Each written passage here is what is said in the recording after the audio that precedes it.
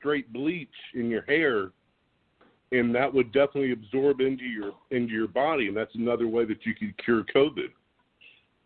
I've got a better idea. Do you guys know what parachuting is? Yeah. Yeah. Well, not like jumping out of a plane. What you would do... Okay. Yeah, so what you would do is you would fill up the ice tray with squirts of sanitizer. You would put it in the freezer, and then you would take like a piece of toilet paper and wrap it around those frozen chunks of hand sanitizer, and you'd pop a few up your rectum and let it absorb into your butt. I think that's how you do it. The safest way. And I think that's what he was suggesting when he was talking about it. He was like thinking of it more of like some sort of suppository of some sort. I think that was his exact words, if I'm not mistaken, is freeze them and stick them in your butt. Oh yeah, I mean that's the quote. I read it, and it's got to be true because I read it. It's going to be great. I know it's going to be great.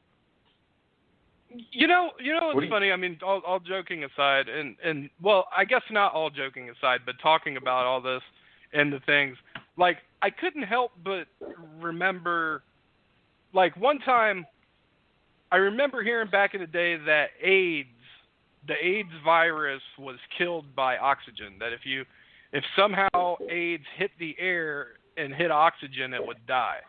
And I remember as a young person thinking, like, if there was some way you could do some type of blood transfusion where you took the blood out of the body and exposed it to oxygen some way and then put it back in, that maybe somehow you could cure it or something along those lines.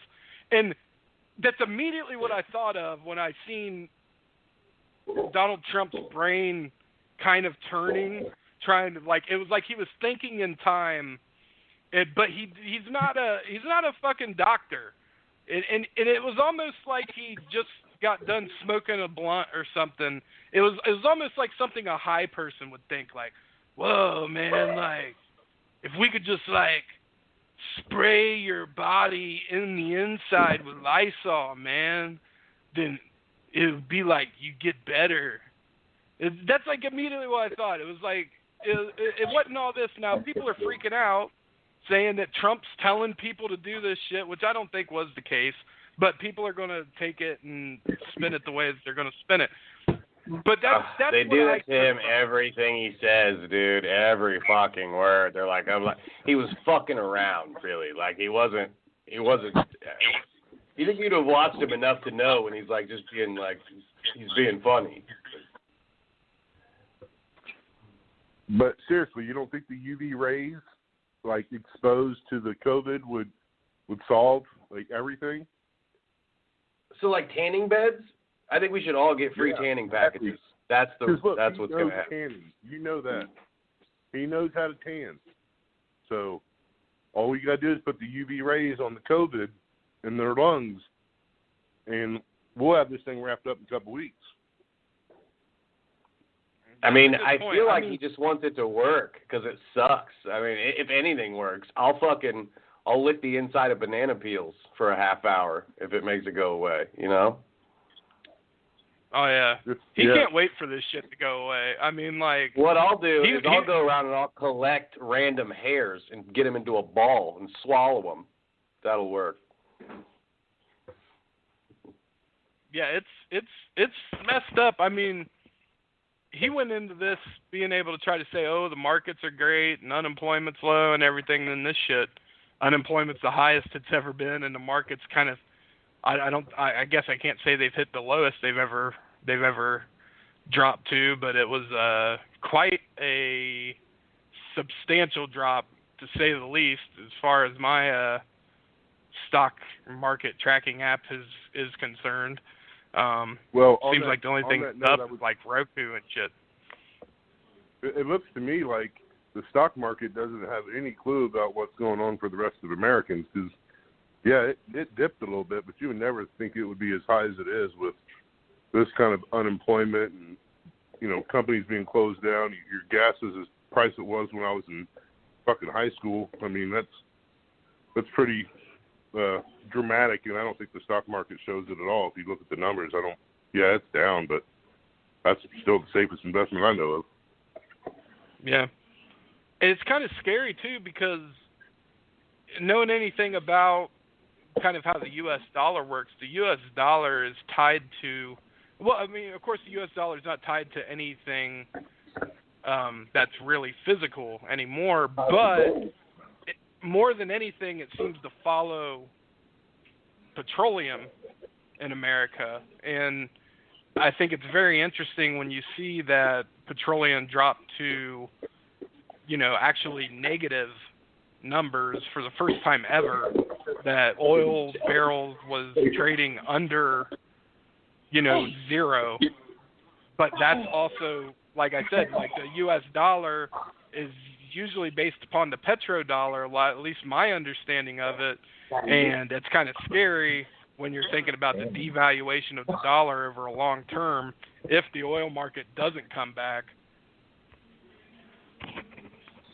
I mean, I don't want to go completely economics here, but if you don't think the dollar bill is going to depreciate over time with all of our debt, then that's a false assumption, right? There's no way you can have $25 trillion in debt and then pretend like you're gonna.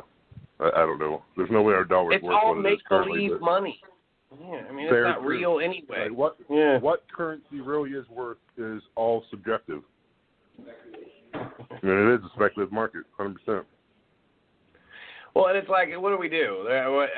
All that shit's supposed to be down. If it was booming, I mean, everything's closed. Of course it's going down. And there's no concerts. There's no anything. It's all, the only thing it's doing is like online purchases and fucking delivery services and fucking all that shit is going out of control. It's great, but.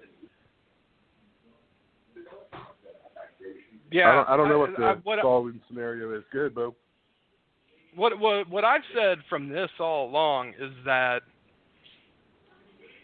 and I may have even said it on this show, if our economy survives this, right, and everything gets back to normal. If the greatest country in the fucking world's economy survives this, it's going to survive it, 100%. It's going to be done in like however long. Even if people die or whatever, it's going to be over soon. And we're going to be I'm glad you have this optimism.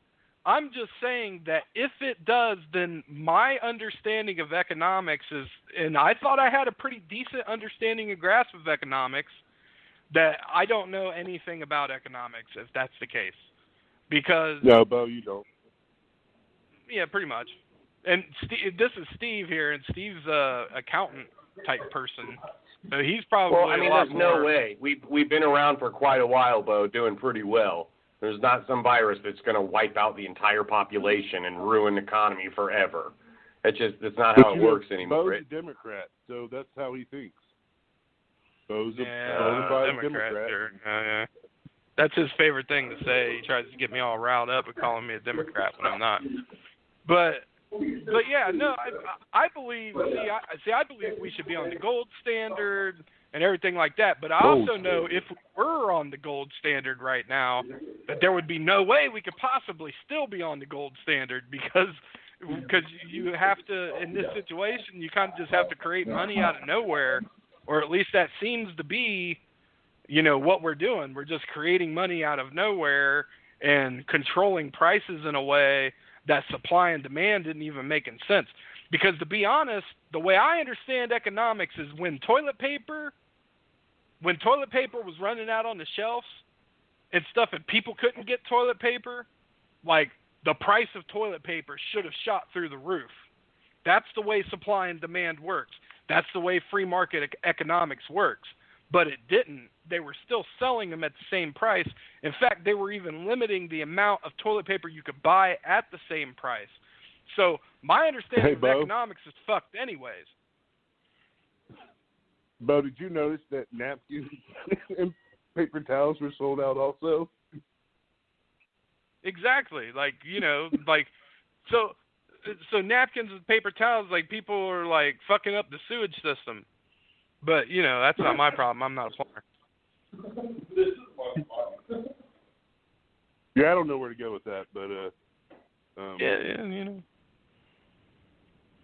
I think it's going to be just fine. Who gives a shit what the price of fucking toilet paper was and what it's going to be and who gives a fuck what the price of oil is going to be? It's going to shoot back up and it's going to be $4 more, $5 more a gallon eventually. Like, it's just going to happen that way. Nothing's going to change. We're still going to be able to buy shit. Everything's going to get cooler. There's going to be more electric cars. And it's just going to be fun. It's not over. We're just going to keep on trucking, so, dude. Bo, what would you assume is going to happen in economics if we're able to recover? What becomes your new impression, right? So if we don't recover, then your assumptions about the economy are correct, right? If we don't recover, you know what I mean? I don't know how we don't recover. Like, what? It's too much of a worldwide economy for us not to recover. How is that an assumption that you would have assumed, knowing that, like, it's kind of like the Great Depression? You're going to recover from that regardless. By nature, you have to recover, right? Well, what I mean by recover is that we come out of this no longer being the world's basically what the world's economy runs off of. That we no longer have hegemony. Which I guess it's debatable whether we still have hegemony or not. And whose currency is stronger than ours? Chinese? Nobody's well, close. I mean, it's scary. But I mean, it's scary. It's scary that that Russia and China and I guess Iran. I don't want to quote anything not sounds like necessarily G.I. true. Joe, man. Is this like a G.I. Joe or something? Well, I know that they're starting to trade their oil and stuff no longer in dollars. That they're starting to trade oil in a currency other than the American dollar, and that's the thing that's kept us strong. Is that a lot of these markets and stuff still run off the American dollar, and a lot of these countries that we have quote unquote beef with is starting to trade in currencies that are not American. And I mean, a conspiracy theorist, would say that there's been a number of countries that have tried to do this in the past that have been smaller powers, and those powers were surprisingly or not surprisingly overthrown by the American government. I mean, even Gaddafi, things like that. I think. Okay, so Gaddafi in Libya. I can't think of the other one, but there's a number of different countries. Old leaders. Why do we always go back to the leaders that we rolled over long ago? Like, I'm not going to pretend like all of them are the worst people ever, but most of them, like, I'm pretty sure there was good reason for us to meddle in some of those elections and maybe over. I don't know what your opinion on some of that is, but if you let it just perpetuate, is that better than going in and doing something at some point? Like, what's the win? Like, how do you win? If you're supposed to be a superpower, you're supposed to go help people, but then when you do it, no matter what, there's always going to be that, there's always going to be like a fallout that says that you were the bad guy, no matter what. Like, you can't win. Yeah, I don't know, man. Maybe our next caller will have an answer for that. We do have a caller from the 605. I'm not dodging your question. I'll get back to it, but when we let callers sit, they usually drop off the line. So we're going to bring another caller on. Caller from the 605 area code. You are live on the Dapper Baboon Show. Yes, I know I am. And I think I'll answer the call. My name's Joe. I've been here before. Yes, sir. I think I'll answer the caller's question about hegemony and about every time it seems as though we're out there to help other countries, we get blamed for it. Well, when we help other countries, we're helping ourselves. We're not exactly an altruistic nation. We've actually made war with a minimum 40 nations throughout the world over the course of time. Through conflicts which were not declared war, Korea is one of the examples, etc., messing around with Iran's political infrastructure. And I'm not saying that when we do go and so-called help countries that we shouldn't get something out of it.